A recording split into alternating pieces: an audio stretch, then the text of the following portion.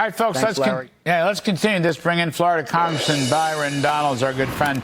Byron, you got a quick thought on this Hunter Biden business? Well, my quick thought is that obviously the evidence was overwhelming. Like you and Andy both said, the judge played it straight, and the jury came back with the only rational thing you could come back with. The bigger issue is the fact that the Biden family has been taking advantage of Joe Biden's position for decades in our government. They made millions and millions of dollars overseas. And this tax evasion case, where, by the way, some of the more serious tax evasion crimes have actually expired because David Weiss allowed them to expire, Hunter Biden is now going to have to answer for that in California. And I think that case is the one that's incredibly damning because it demonstrates the scope upon which Joe Biden leveraged his office to enrich his family, and we believe he enriched himself as well. Yeah, it's going to be hard to shut all that down.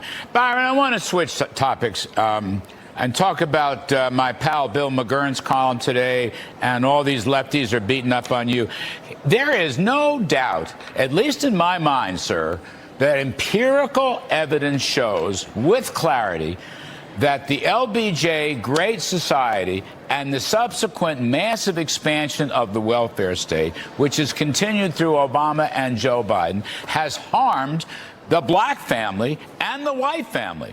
I mean, he goes through, this is Thomas Sowell has written about this, the great Thomas Sowell, Jason Riley of the Wall Street Journal, other folks have talked about it, Brad Wilcox, Charles Murray. Now, I know you said this in a Philadelphia meeting, and then they all start beating up on you. How can anybody deny that what you said was correct?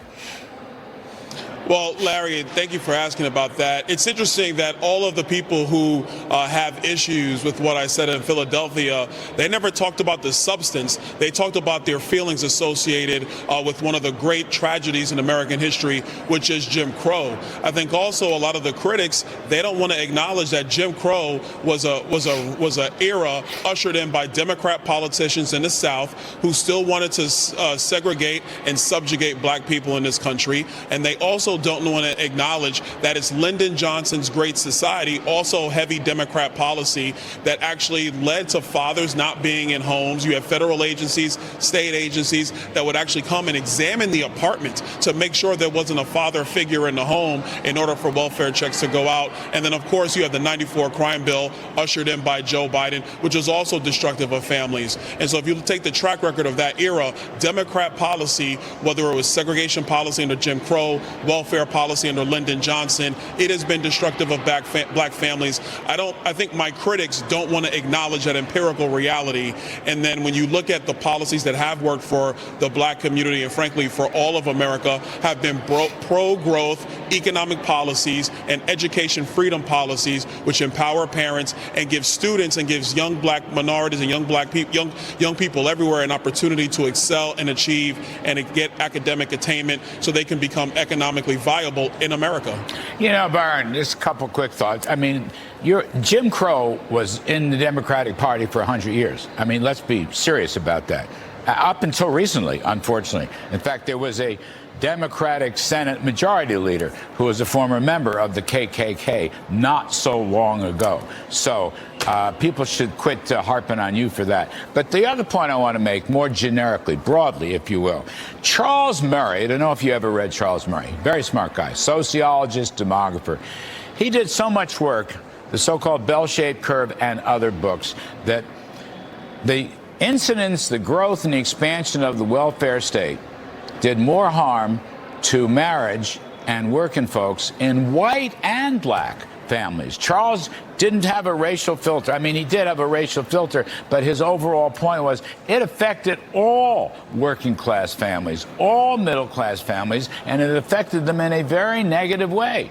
And Democrats do not want to look in the mirror and face up to the harm that, shall we say, big government socialism is wreaking on the working folks of this country.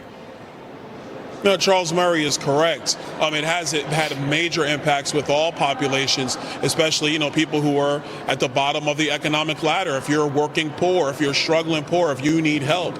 And so I think that's the real lesson to learn from all this, is that what we have to find in America is the policy set that allows families to be united and be in homes. We're seeing that right now with the pro-growth policies of Ronald Reagan, of Donald Trump, where families are starting to become more united.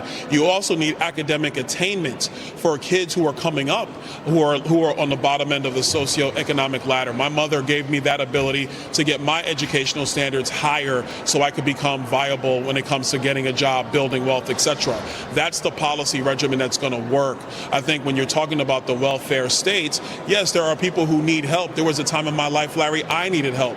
My mother needed help, but it shouldn't be to the detriment and destruction of families. And that's the thing that has occurred. That's what we got to rectify so everybody can do better going forward in America.